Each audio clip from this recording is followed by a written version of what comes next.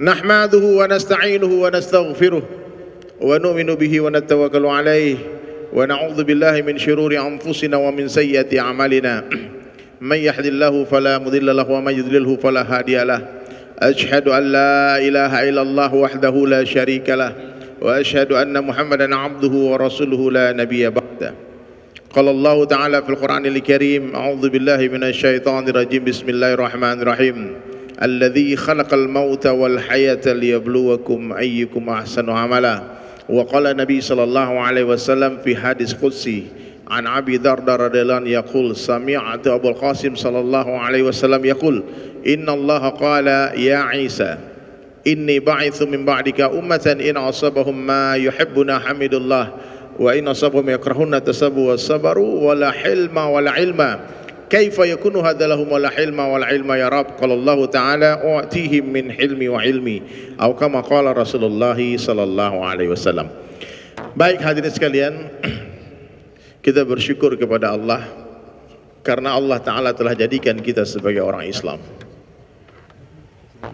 Orang Islam adalah orang yang berjalan di jalannya baginda Rasulullah sallallahu alaihi wasallam. Orang Islam adalah orang yang hidup dengan cara hidupnya baginda Rasulullah sallallahu alaihi wasallam. Orang Islam ikut perjalanan nabi-nabi, semua orang Islam. Dan seluruh nabi Allah hantar ke dunia hadirin sekalian membawa satu kalimah yang sama, yakni kalimah la ilaha illallah. Seluruh nabi dari Nabi Adam alaihissalam sampai baginda Rasulullah sallallahu alaihi wasallam Allah hantar ke dunia membawa satu kalimah yang sama, yaitu kalimah la ilaha illallah. Mereka datang dari pintu ke pintu, bicara dari hati ke hati, merayu seluruh manusia dengan penuh mahabbah kasih sayang. Bercerita tentang kibri Allah, bercerita tentang kebesaran Allah. Iya, Pak. Dulu sebelum Rasulullah sallallahu alaihi wasallam yang buat kerja dakwah ini hanya nabi-nabi saja. Kalau bukan nabi, mereka hanya ibadah saja, berzikir, baca kitab, sholat. Untuk urusan dakwah khusus nabi. Kalaupun ada umatnya Nabi Musa alaihissalam ingin ikut-ikutan membantu dakwah, kata Nabi Musa boleh, tapi dengan satu syarat, kamu harus hafal dulu Taurat. Kalau kamu bukan ulama, bukan alim, tidak boleh berdakwah. Maka ada kurang lebih 70 orang nakib pembantunya Nabi Musa alaihissalam. Mereka berdakwah bersama Nabi Musa. Mereka bukan nabi, tapi mereka semua penghafal Taurat. Nabi Isa alaihissalam punya murid namanya Hawariyun, ingin ikut membantu dakwah Nabi Isa alaihissalam, tapi dengan satu syarat, hafal dulu Injil. Ya. Ini beda, Pak. Kita harus pahami bedanya Rasulullah dengan nabi-nabi terdahulu apa, dan bedanya kita dengan kaum-kaum terdahulu apa. Kalau ini kita pahami, insya Allah kita tahu apa maksud kita dihantar ke dunia. Jadi, nabi-nabi terdahulu sebelum berdakwah, Allah sempurnakan ilmunya. Nabi Musa alaihissalam sebelum berdakwah Allah berikan Taurat sempurna. Nabi Daud alaihissalam sebelum berdakwah Allah berikan Zabur sempurna. Nabi Isa alaihissalam sebelum berdakwah Allah berikan Injil sempurna. Tapi baginda Rasulullah sallallahu alaihi wasallam sebelum berdakwah Allah beri 5 ayat saja, hanya 5 ayat. Kemudian Nabi langsung berdakwah, mengajak Ummahatul Mukminin Khadijah Al-Kubra radhiyallahu anha masuk Islam, mengajak Sayyidina Ali bin Abi Thalib masuk Islam, mengajak Sayyidina Abu Bakar As-Siddiq masuk Islam, mengajak Zaid bin Harithah masuk Islam. Bahkan Sayyidina Abu Bakar hari ini masuk Islam, beliau baru tahu 2 kalimat syahadat, langsung mengajak 9 orang masuk Islam. Jadi dakwah ini amalan awal dalam Islam. Sebelum sholat, zakat, puasa, haji, apa yang dilakukan para sahabat? Semua sahabat berdakwah. Ya, semua sahabat berdakwah. Ini harus dipahami oleh seluruh umat Islam. 23 tahun Rasulullah SAW berdakwah. Apa yang Nabi lakukan? Meyakinkan seluruh sahabat, kalian semua da'i. Apapun profesi kalian. Ada sahabat yang pedagang tapi berdakwah. Ada sahabat yang petani tapi berdakwah. Ada sahabat yang tertawa, mereka berdakwah. Ada sahabat yang buta, mereka berdakwah. Ada sahabat yang pincang, mereka berdakwah. Ada hamba sahaya, mereka berdakwah. Hari ini dakwah ini ditinggalkan. Ini persoalan umat, Pak. Sehingga kesyirikan ada di mana-mana. Kesyirikan ini enggak main-main, Pak. Hari ini dipertontonkan kesyirikan dan orang Islam membela kesyirikan itu. Ya. Kenapa? Tak banyak yang faham makna kalimah la ilaha illallah. Jadi nabi-nabi terdahulu, kata para ulama, seperti sebuah mesin yang bisa mencetak 1000 buku, sementara Rasulullah sallallahu alaihi wasallam seperti sebuah mesin yang bisa mencetak 1000 mesin. Yang mana 1000 mesin tadi pun bisa mencetak 1000 mesin lagi. Coba pikirkan, Pak, pikir. Nabi-nabi terdahulu seperti sebuah mesin yang bisa mencetak 1000 buku. Rasulullah sallallahu alaihi wasallam seperti sebuah mesin yang bisa mencetak 1000 mesin. Apa yang kita dakwahkan? Dakwah itu sendiri. Saya sering katakan kepada teman-teman, kalau kalian berdakwah jangan ajak orang sholat, ajak orang berdakwah. Dakwah adalah umul fardu. Dakwah adalah ibu dari segala amalan. Azan itu dakwah, Pak. Mohon maaf, Pak, muazin dia panggil orang sholat, ya, merdu suaranya. Kemudian dia tunggu 15 menit.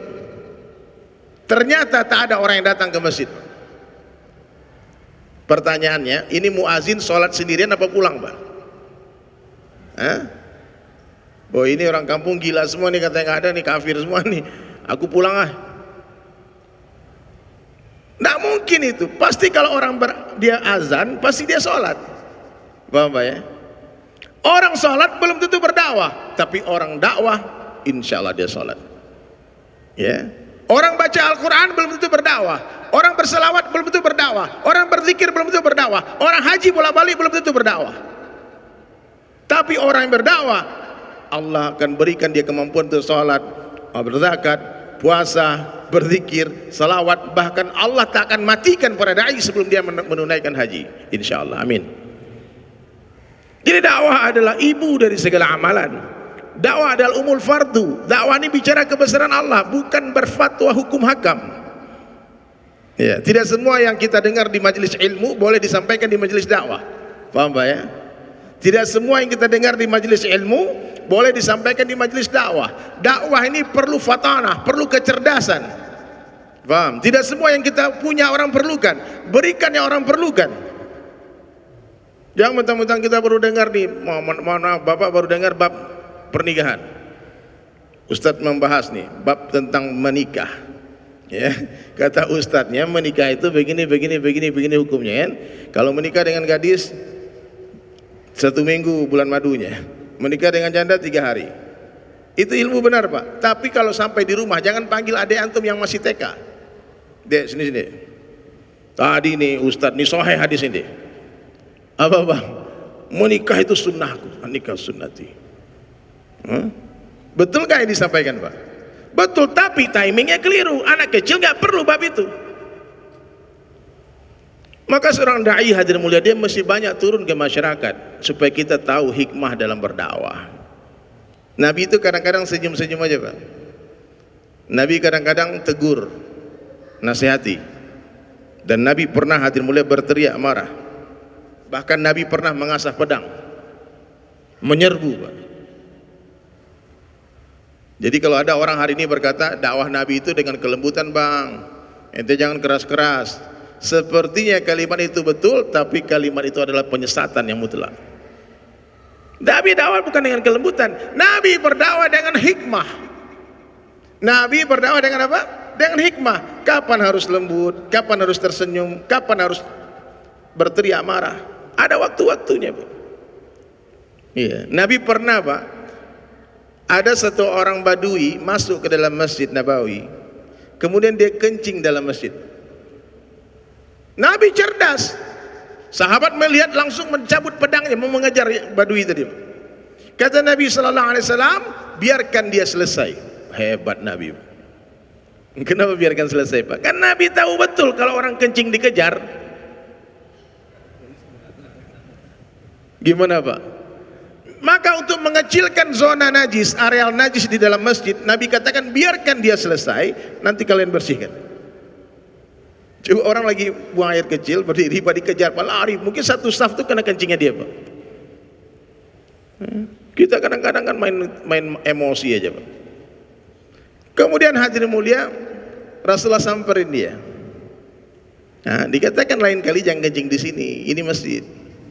Apa kata Badui tadi? Ya Allah, rahmatilah aku dan Muhammad, yang lain ini nggak usah.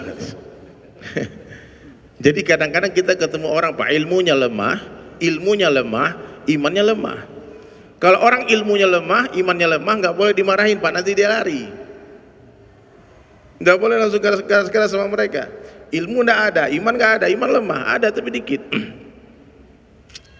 Tapi pernah Nabi sallallahu alaihi wasallam hadirin mulia, satu orang sahabat duduk paling depan, kayak Ustaz Askani, duduk paling depan. Tahu-tahu dia pakai cincin emas, Pak. Duduk lagi gagah terus. Nabi tak bicara, Nabi cabut itu cincin, Nabi lempar, Pak. Kira-kira Pak, gimana keadaan orang ini, Pak? Nabi tahu orang ini sahabat ini imannya kuat, tapi ilmu lemah. Dia nggak tahu haramnya memakai cincin emas bagi laki-laki. Maka Nabi tahu kalau orang ini dikerasin dia nggak akan lari.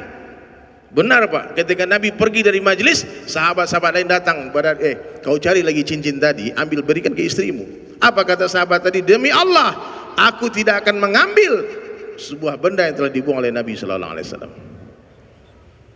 Pernah Nabi sallallahu alaihi wasallam berdakwah kepada satu orang sahabat, ya. Ilmu ada, dia tahu halal haram, dia tahu hukum hakam, tahu dia. Tapi iman lemah. Nah, ada lagi caranya Pak. Ada sahabat bisik-bisik ke Rasulullah, minta izin apa Pak? Ya Rasulullah, aku udah begini. Tapi urusan satu ini aku lemah ya Rasulullah. Aku nggak kuat lihat cewek cantik. Izinkan aku berzina. Nggak ngeri ini. Sampai sekarang nggak tahu nama sahabat ini siapa Pak. Sahabat minta izin ke Nabi Pak. Apakah Nabi marah? Nabi hanya berdoa, pegang dada sahabat tadi lalu Nabi doakan, ya Allah, bersihkanlah hati sahabatku ini dari zina. Jadi kalau ada orang Pak, iman yang lemah, dia tahu halal haram tapi masih buat maksiat, doakan Pak. Tidak mempan nasihat antum tuh Pak, karena dia lebih tahu hukumnya. Nah, jadi dakwah Nabi ini luar biasa Pak, cerdas. Dan Nabi sallallahu alaihi wasallam mengajarkan sahabat, meyakinkan seluruh sahabat, kalian semua da'i. Qul hadhihi sabili ad'u ila Allah. Katakanlah wahai Muhammad kepada seluruh umatmu, inilah jalanku, ajak manusia kepada Allah, ala basirati, dengan basirah, dengan hujah yang nyata. Ana wa man ittaba'ani, ini kerjaku dan kerja seluruh umatku. Ini kerjaku dan kerja seluruh umatku. Maka hadirin sekalian dirahmati Allah Subhanahu wa taala, ini beda kita Pak. Nabi-nabi terdahulu dialimkan dulu baru berdakwah. Rasulullah berdakwah dulu baru Allah alimkan. Ya. Jadi kalau hari ini kita baru tahu Al-Fatihah, baru tahu sedikit, aduh aku belum bisa berdakwah nih Bang. Kata Nabi, balighu anni walau ayah, sampaikanlah walaupun hanya satu ayat. Bahkan dari hadis qudsi yang saya baca di depan tadi hadirin sekalian, saya yakin Bapak Ibu sering mendengar hadis ini. Allah pernah membangga-banggakan kita di hadapan Nabi Isa alaihissalam. Bukan hanya Nabi Isa, di hadapan seluruh Nabi. Sehingga Nabi-Nabi berdoa kepada Allah, ya Allah, jadikanlah hamba sebagai umatnya Muhammad sallallahu alaihi wasallam. Coba Pak bayangkan, ibu-ibu bayangkan, Nabi ingin seperti kita. Tahu nggak betapa dahsyatnya kita? Nabi ingin seperti kita. Tapi hari ini umat Islam tak paham kemuliaan ini Pak. Kita sibuk menghina-hinakan diri kita. Kita tak berani mengangkat kepala kita di hadapan orang-orang kafir. Malu Pak. Malu menampakkan keislaman karena kita tak buat dakwah. Ya. Padahal diharamkan surga dimasuki oleh kaum-kaum terdahulu sebelum kita masuk surga. Datang kita belakangan, masuk surganya awal. Ya. Rasulullah juga begitu. Maka kita bersyukur, kuntum khaira ummatin ukhrijat linnas. Kalian adalah umat yang terbaik, ukhrijat linnas, yang dikeluarkan untuk seluruh manusia. Ta'muruna bil ma'ruf wa tanhauna 'anil munkar wa tu'minuna billah. Amar ma'ruf nahi munkar, dan beriman kepada Allah. Jadi hadis itu hadirin mulia, Allah bercerita kepada Nabi Isa alaihissalam, ya Isa, inni ba'itsu min ba'dika ummatan in asabahum ma yuhibbuna hamidullah. Wahai Isa, setelah engkau, aku akan bangkitkan satu umat untuk buat kerja dakwah. Jadi Allah bercerita tentang kita Pak. Lalu Nabi Isa alaihissalam mendengarkan cerita Allah, firman Allah tadi, Ciri-ciri umat itu, kalau mereka mendapat perkara yang mereka sukai, mereka bersyukur, memuji-muji Allah. Wa in asabu yakruna tasabu wasabaru. Kalau mereka mendapatkan perkara yang tidak mereka sukai, mereka bersabar dan ihtisab, mengharap pahala dari Allah. Wala hilma wala ilma. Tapi itu umat tidak punya kelembutan, tidak punya ilmu. Itu umat gampang marah, Pak. Dikit-dikit marah, dikit-dikit emosi. Dia preman-preman. Wala ilma, dan bodoh-bodoh, ilmu tak ada. Antum tahu apa jawaban Nabi Isa alaihissalam? Ya Rabbi, kaifa yakunu hadzalahum wala hilma wala ilma? Ya Allah, bagaimana mungkin orang semacam itu berdakwah tidak punya kelembutan, tidak punya ilmu? Maka Allah menjawab, u'tihim min hilmi wa ilmi. Kalau saja mereka buat dakwah, aku akan beri mereka kelembutan langsung dari kelembutanku, dan akulah yang akan memberikan mereka ilmu langsung dari ilmuku. Ya, jadi jangan heran Pak, lihat dulu nih ada preman nih, ini tukang bunuh orang, ini masuk penjara bolak-balik, ini anak pang, ini anak metal, ini semua tiba-tiba berdakwah, Allah alimkan, tiba-tiba jadi hafiz Quran. Saya banyak ketemu orang-orang Pak yang dulunya nggak mungkin dia baik Pak, tahu-tahu sekarang punya pesantren Pak. Ya, saya pernah ketemu tuh, di Bali ada satu orang rambut gondrong, wah kaya lah buah bule kan, pakai baju tank top semua. Tahu-tahu aja ngobrol-ngobrol Pak, orang Lombok. Lalu saya aja bagi fikir tentang pentingnya dakwah. Biasanya orang Lombok itu banyak ilmunya kan, orang-orang yang berilmu. Anggu-anggu kepala, akhirnya kita ikut i'tikaf 3 hari di masjid Pak. Ikut saya aja nih Ustadz ini, dulu dia belum Ustadz. Subhanallah, ikut 3 hari, kemudian dia tingkatkan lagi, betah dia di masjid, akhirnya berubah hadirin mulia. Berapa lama kemudian dia pulang kampung ke Lombok, 1 tahun, 2 tahun, 3 tahun, 4, tidak terdengar cerita tentang dia. Beberapa tahun lalu dia ketemu saya, dia datang, saya ke Cibubur. Ternyata dia sekarang sudah punya pondok pesantren tahfizul Quran Pak. Sudah hafiz Quran 30, jadi qori lagi. Berkali-kali saya dapat pengalaman Pak, melihat orang-orang yang dulunya tak mungkin baik. Padahal kita nggak usah cerita sekarang, zaman dulu ya Sayyidina Umar bin Khattab, bagaimana dia hadirin mulia mau membunuh Nabi Pak. Dia asah pedangnya lalu dia berteriak keliling Makkah, aina Muhammad, mana Muhammad? Satu orang yang hendak membunuh baginda Rasulullah SAW, hari ini beliau terbaring di sisi Nabi di Madinah. Maka jangan pernah meremehkan pelaku maksiat, jangan pernah meremehkan para pendosa, karena kalau pendosa itu menangis bertaubat kepada Allah, seketika dia menjadi kekasih Allah. Innallaha yuhibbu mutawwabina, sesungguhnya Allah mencintai orang-orang yang bertaubat, wa yuhibbu mutatahhirina, dan mencintai orang-orang yang mensucikan diri. Jadi hadirin sekalian, ini luar biasa nih acara ini, kita menyambut Ramadan, terhib Ramadan. Saya tersanjung, saya lama nggak kesini nih Ustaz Ferry, lama saya nggak kesini karena saya sedang sibuk di Palembang. Saya sekarang sedang membuat lukisan ya, Al-Quran 30 juz Pak. Al-Quran 30 juz, awalnya dulu mau dibuat di sini tuh, di Azikra. Mudah-mudahan next kita buat di Azikra ya. Itu menjadi Al-Quran pertama di dunia Pak, dilukis tangan di atas kanvas di Palembang, lukisan. Saya membangun masjid, namanya Masjid Baitur Rahman. Jadi dengan cara apa? Dengan cara 1 halaman Al-Quran donasi 10 juta ke masjid. Ini kalau kita buat di sini keren nih Pak. Jadi lukisannya tidak dijual, lukisannya tetap di masjid, karena dia akan didisplay di lantai 4 masjid itu nanti, galeri Al-Quran. Jadi kalau Al-Quran 604 halaman, maka berarti ada 604 donatur yang ikut patungan 10 juta. Yang nama donatur itu akan diabadikan setiap halaman. Ya, kalau Pak Herman nyumbang mau halaman 1 Al-Fatihah, maka di Al-Fatihah di samping tanda tangan saya ada namanya donatur. Itu diabadikan. Ini ide Pak.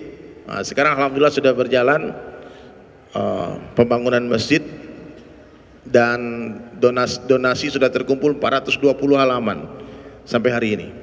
Sudah 6 bulan berjalan, pelan-pelan. Nanti kalau apa yang mau kita buat Pak, ini saya yakin Azikra ini lebih banyak lagi Pak. Mungkin kita akan buat lukisannya lebih besar lagi, mungkin 2 meter kali sekian gitu. Nah, sesuatu kita buat. Maka minta maaf saya kepada semua ustaz-ustaz, guru-guru di sini. Saya lama tak ke azikra bukan karena saya meninggalkan azikra. Saya pantau dari jauh, doakan dari jauh. Dan saya yakin nanti kita akan berkibar lagi Pak, akan bersinar lagi Pak. Orang akan datang lagi dari seluruh penjuru dunia, amin. Selama kita satu fikir, satu hati. Nah, jadi hadirin sekalian dirahmati Allah Ta'ala, saya ingin semua kita menjadi da'i Pak. Dakwah bukanlah sebuah profesi, tapi apapun profesi kita, kita wajib berdakwah. Ya. Dakwah bukanlah sarana mencari nafkah. Bukan Pak.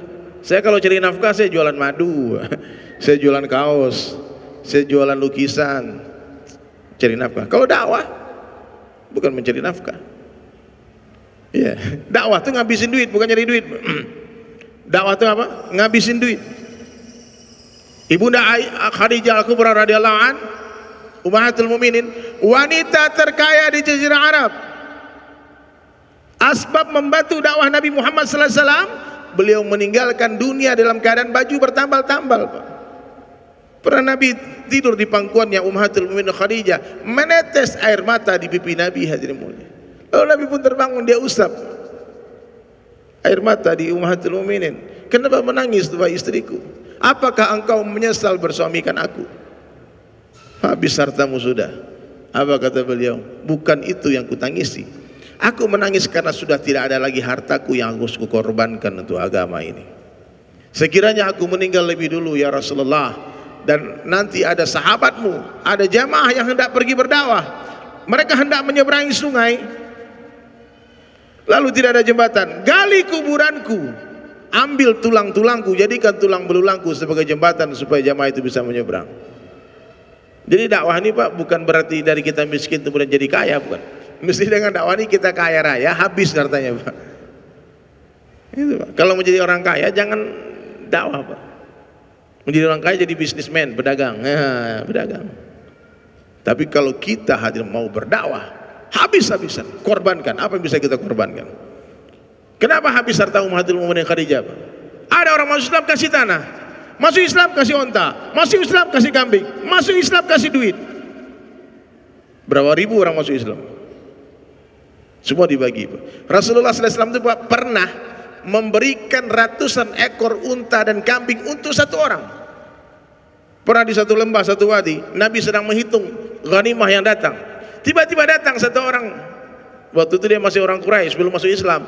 Dia datang, dia tatap itu, dia duduk samping, berdiri samping Nabi, lalu dia tatap itu binatang ternak itu. Lalu Nabi tersenyum, dia katakan, apakah hatimu menginginkan ternak ini? Antum bayangkan? Ya tentu Muhammad. Kalau begitu aku berikan seluruhnya untukmu. Seluruh ini, hitung semua berapa ratus ekor unta ini, semua untukmu. Dia langsung tersungkur Pak dan bersumpah, wallahi tidak ada satu orang manusia pun yang punya akhlak seperti ini kecuali Nabi. Asyhadu an la ilaha illallah. Jadi rukun dakwah yang pertama apa? Mengambil hati umat. Kalau kita pelit, bagaimana orang jatuh cinta kepada kita Pak? Da'i ini harus habis-habisan korban Pak, khidmat, bagi makan, bayarin makan. Saya dulu murabi almarhum Pak, setiap saya kesini ada aja yang dikasih Pak. Dulu pernah ada jamnya putih mau dikasih, saya nggak jadi. Nggak tahu sekarang jam itu siapa yang pakai. Semua yang kita lihat bagus itu Ustaz, dari suka. Da'i begitu Pak, habis-habisan, korban-korban, bukan minta-minta terus. Apa yang sudah kita korbankan untuk agama? Ya, sekarang ada saatnya sekali. Apa yang kita buat nih? Sekarang lihat nih masjid ini Pak, ini saksi sejarah Pak. Ya, Masjid Az-Zikra ini Pak, ini bukan tanggung jawab ahli waris, bukan tanggung jawab anak keturunan beliau untuk memakmurkan, tanggung jawab kita semua Pak. Jangan kambing hitam ini gara-gara ustaz ini, gara-gara ini, lalu sepi masjid. Bukan Pak. Kenapa? Kita tak punya fikir untuk masjid ini. Nah, maka semua kita hadir. Saya sudah punya fikir. Saya ingin membuat satu event nanti di sini. Insya Allah kita bikin event dunia. Mungkin lukisan kaligrafi terbesar di dunia di sini kita buat. Kita undang orang datang ke sini. Amin. Kita kumpulkan dana sebanyak-banyak untuk pesantren. Ya. Kita ajak semua para muhsinin orang baik. Orang pikir Pak, kenikmatan itu ketika diberi, padahal tidak. Kenikmatan itu ketika memberi. Cobalah kalau nggak percaya Pak. Banyak orang salah paham, dia sangka kenikmatan, kebahagiaan ketika diberi, padahal kebahagiaan adalah ketika memberi. Nah, maka hadirin sekalian, sekarang udah bulan Sya'ban, akhir-akhir Sya'ban, sebentar lagi Ramadan datang. Banyak harus kita persiapkan, Bang. Apa yang pertama kita persiapkan? Iman kita siapkan. Karena yang dipanggil berpuasa orang beriman saja. Ya ayyuhalladzina amanu kutiba alaikumusiyam. Hai orang yang beriman, yang tidak beriman tak terpanggil Pak. Dan juga nggak usah kegeeran.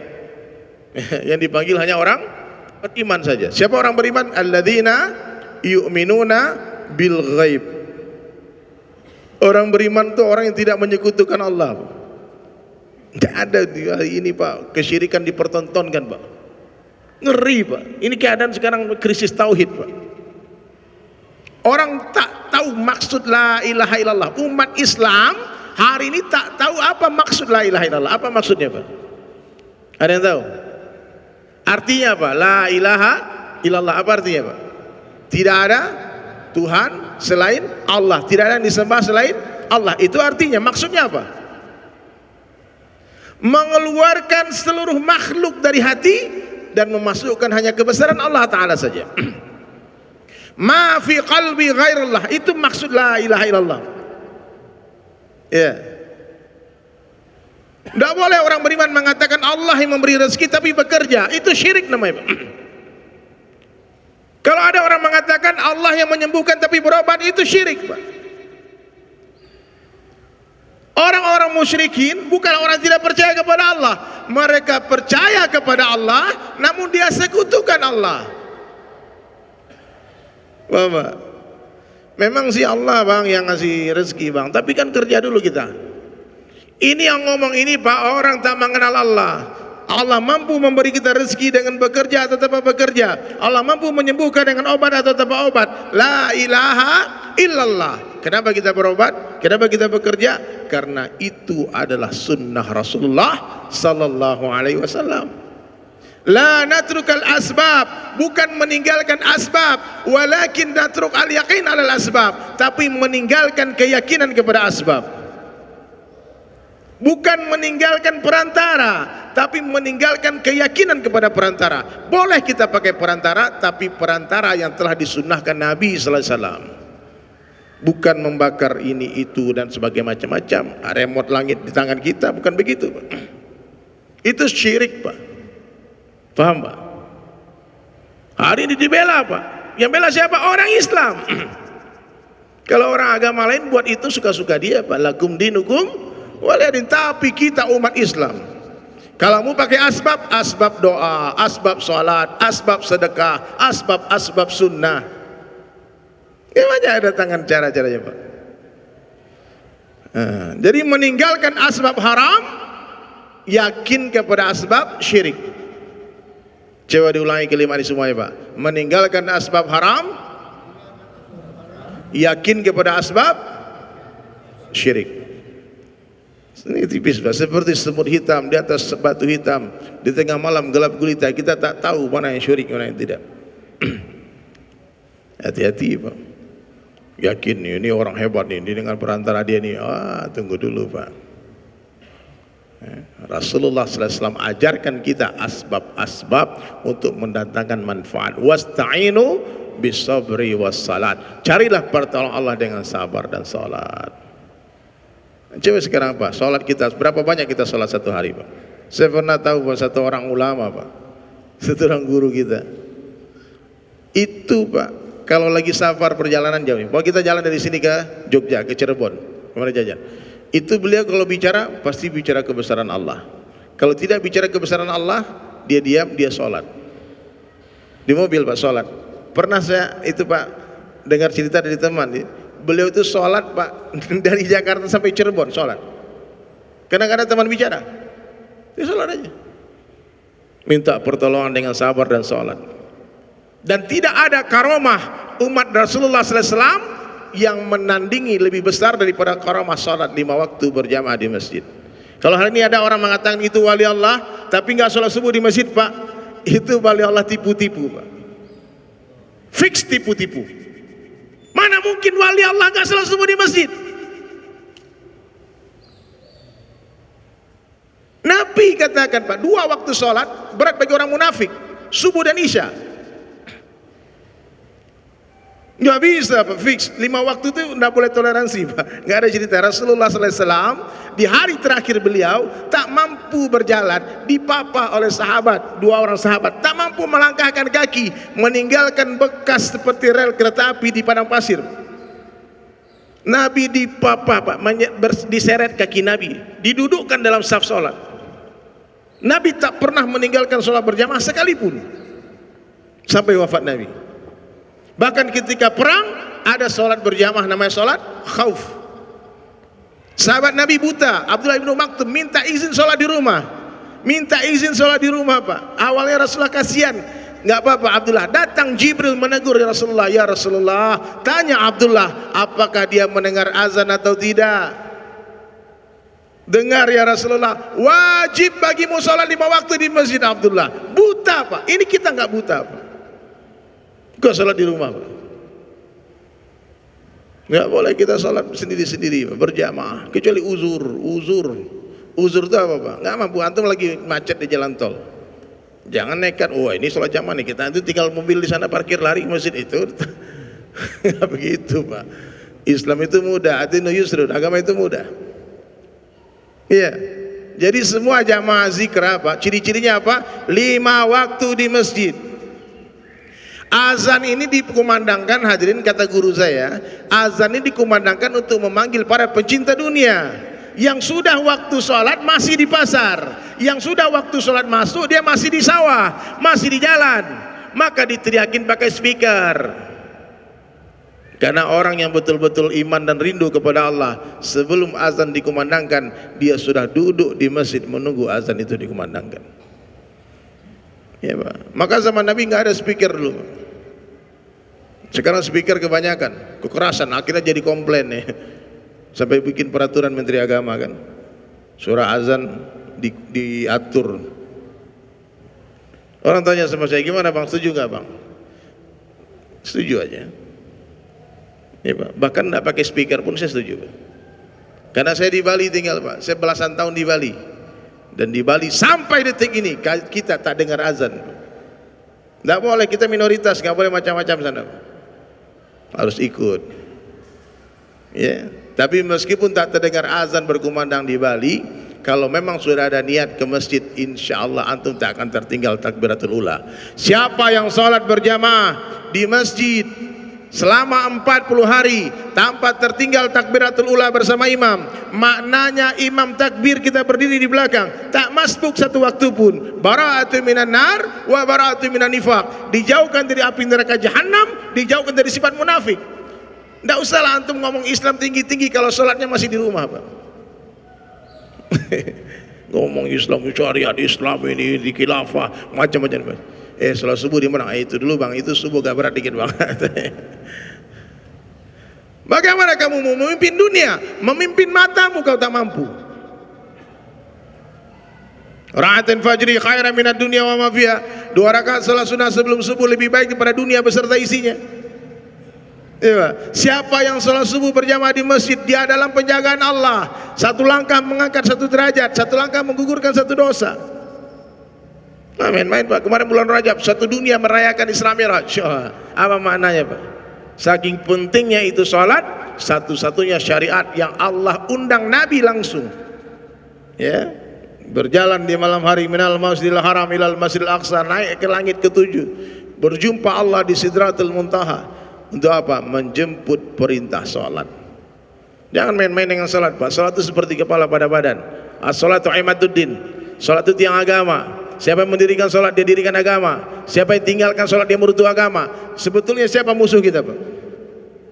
Orang yang tidak sholat itu Pak, yang meruntuh agama kita Pak. Kok anehnya, orang yang jelas-jelas meruntuh agama kita jadikan sahabat Pak. Kita ajak makan, kita bayarin makannya. Kita ajak main catur sampai pagi. Kita tahu ini orang nggak sholat Pak, dia sedang meruntuh agama kita. Kalau kita yakin dengan sabda Nabi SAW, tentu kita akan hentikan kebiasaan buruknya untuk meruntuh agama. Gimana kira-kira Pak, kalau ada berapa orang anak muda datang ke Masjid Az-Zikra lalu memukul-mukul tiang masjid, memberutuh masjid, diam atau jihad? Takbir. Wah, kurang ajar nih katanya. Iya, orang lagi runtuh masjid terus antum datang, bang tunggu sebentar, mau minum apa bang? Kopi, susu, teh. Orang beruntuh agama kita jadikan sahabat. Na'udzubillahi min dzalik.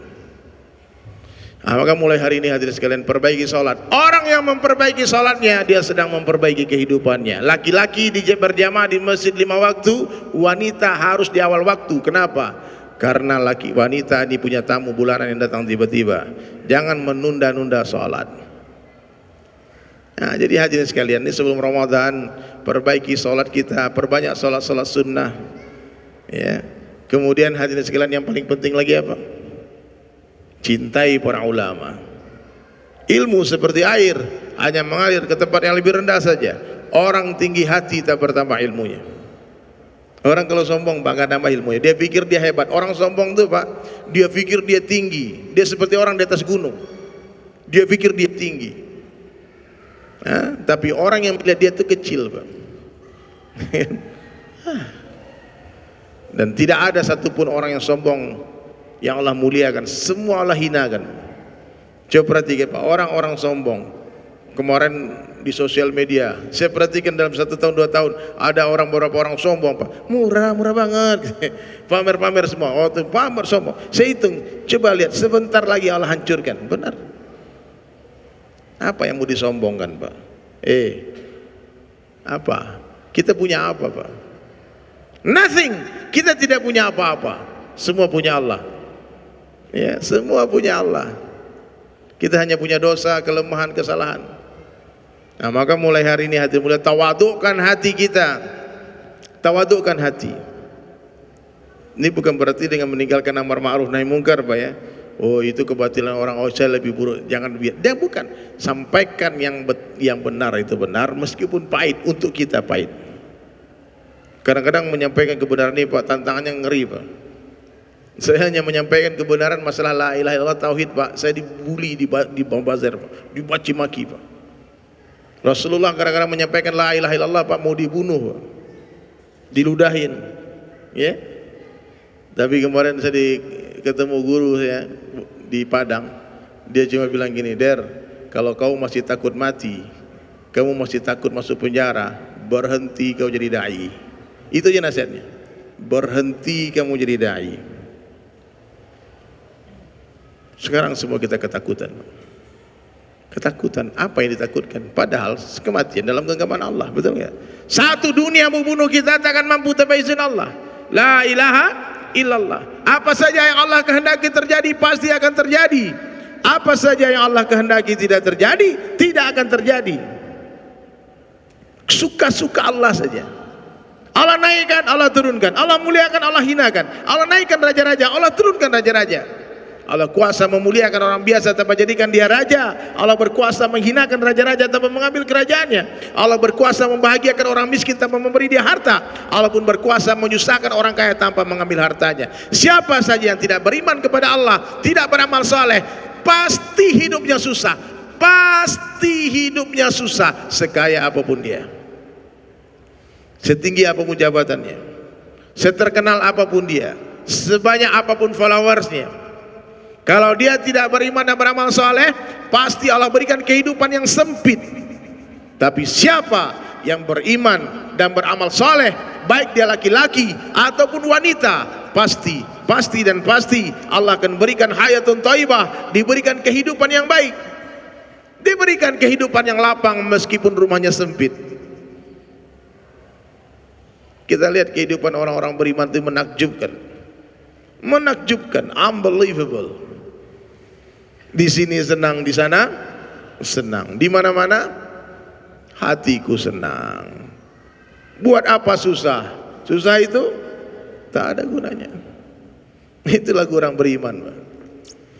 Kaya bahagia, miskin bahagia, di kota bahagia, di desa bahagia, dipuji bahagia, dicaci pun tak masalah. Orang beriman itu ikhlas, dipuji tak senang hati, dibully tak sakit hati. Orang ikhlas itu luar biasa Pak. Dipuji tak terbang, dicaci tak tumbang, santai saja.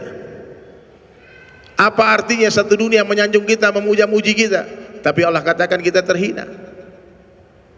Penting penilaian orang, Pak.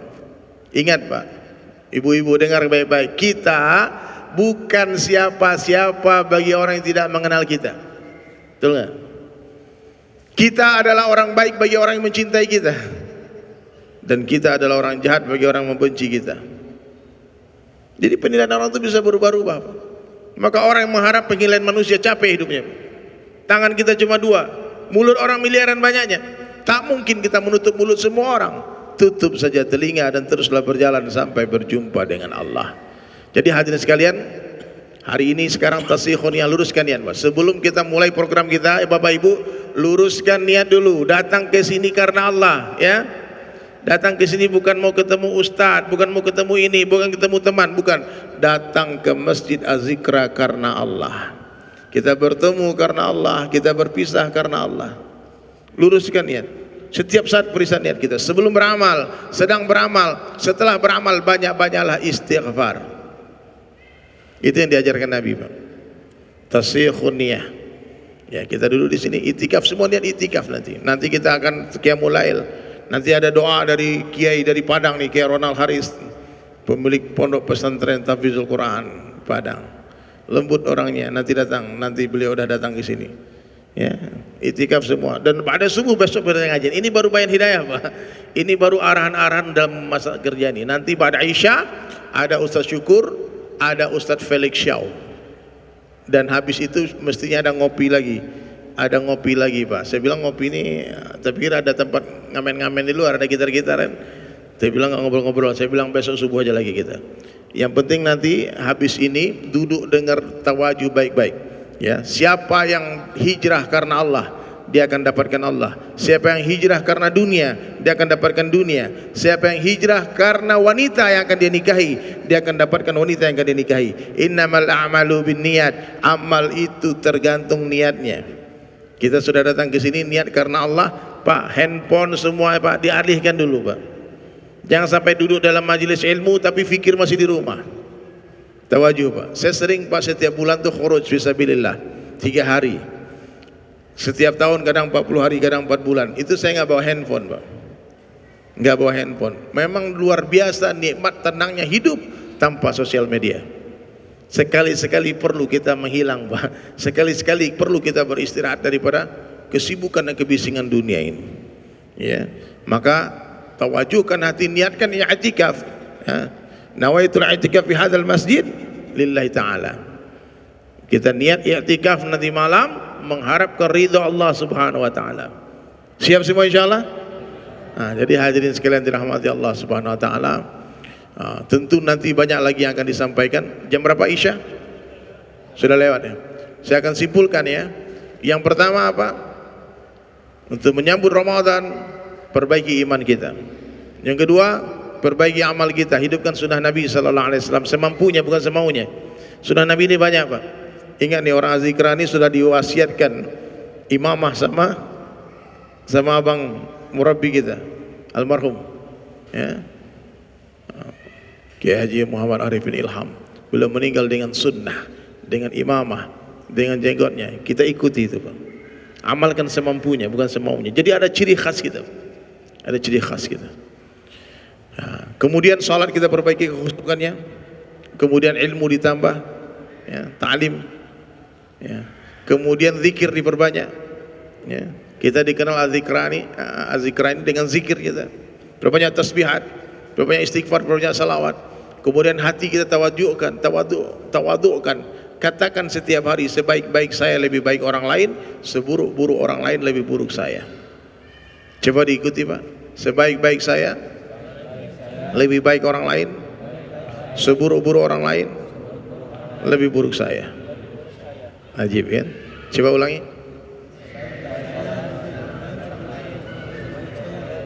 Bukan begitu, Pak. Seburuk-buruk saya lebih buruk orang lain, bukan begitu. Terbalik gitu, Pak. Itu sombong, Pak. Seburuk-buruk orang lain lebih buruk saya. Nanti besok pagi kita jelaskan tentang bab tawadhu ini. Kemudian ikhlas, dan yang terakhir hadirin mulia, datang ke sini banyak-banyak dakwah, Pak. Banyak-banyak bicara kebesaran Allah. Ya. Nafikan makhluk, besarkan Allah saja. Orang enggak perlu kenal siapa kita, Pak. Mereka perlu kenal siapa Allah. La ilaha illallah. Mungkin itu dari saya. Semoga semua kita bisa ikut program sampai ditutup besok subuh nanti. Amin. Kita tutup dengan doa kifaratul majlis. Subhanallah bihamdi, subhanakallah bihamdika, asyhadu an la ilaha illa anta, astaghfiruka wa atubu ilaik. Assalamualaikum warahmatullahi wabarakatuh.